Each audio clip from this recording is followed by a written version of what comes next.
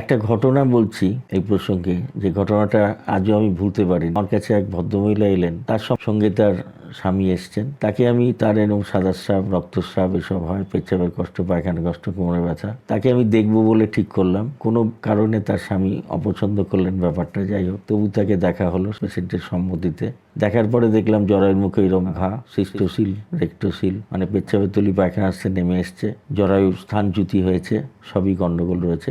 অনেকগুলো বাচ্চা তার ঘরে হয়েছে, যার কারণে এসব ঘটনা ঘটেছে। তার স্বামীকে আমি সতর্ক করলাম যেখান থেকে কিন্তু ক্যান্সার হতে পারে। তার স্বামী কোনো মতেই কর্ণপাত করলেন না এবং এমন কিছু কথা আমাকে বলে গেলেন যা অপমানজনক। জরায়ুর মুখে যে ক্ষত তৈরি হয় নর্মাল ডেলিভারি পরে, সেটা অনেকে হয়তো ভাবতে পারেন যে নর্মাল ডেলিভারি কি দোষ। না, নর্মাল ডেলিভারি কোনো দোষ নেই। দোষ আছে যিনি ডেলিভারি করছেন তার কর্মদক্ষতার উপরে।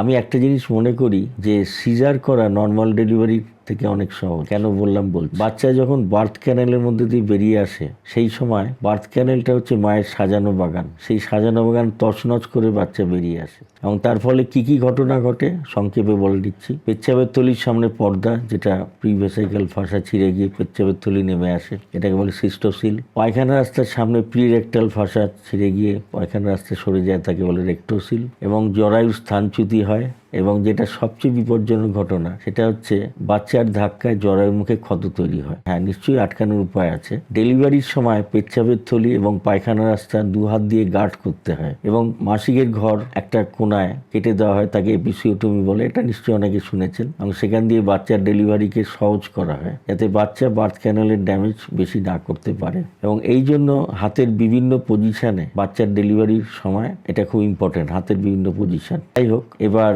যদি ঠিকমতো ডেলিভারি করা যায় তাহলে এই জিনিসগুলো হবে না বা অনেক কম হবে। কিন্তু যদি ঠিকমতো ডেলিভারি না হয়, এবং ফলে কি হয়, এই সমস্ত ড্যামেজগুলো ঘটে। এইবার এই সমস্ত ড্যামেজের ফল কি কি হতে পারে এবার এই বলি। জরায়ুর মুখে যে ঘাটি তৈরি হলো সেটা সঙ্গে সঙ্গে ডিটেকশন করা দরকার। ডেলিভারি পরে খুব ভালো করে জরায়ুর মুখটা দেখতে হয়, যন্ত্র দিয়ে, আলো দিয়ে, সেখানে কোনো ড্যামেজ হয়েছে কিনা। যদি ড্যামেজ হয় সঙ্গে সঙ্গে তা রিপেয়ার করতে হয়, কখনো ফেলে রাখতে নেই। যদি রিপেয়ার করা হয় বেশিরভাগ ক্ষেত্রে ভবিষ্যতের কমপ্লিকেশন এড়ানো যাবে। ওখান থেকে কোনো ইনফেকশন হবে না, সাদা স্রাব হবে না, ইত্যাদি ইত্যাদি। যাই হোক।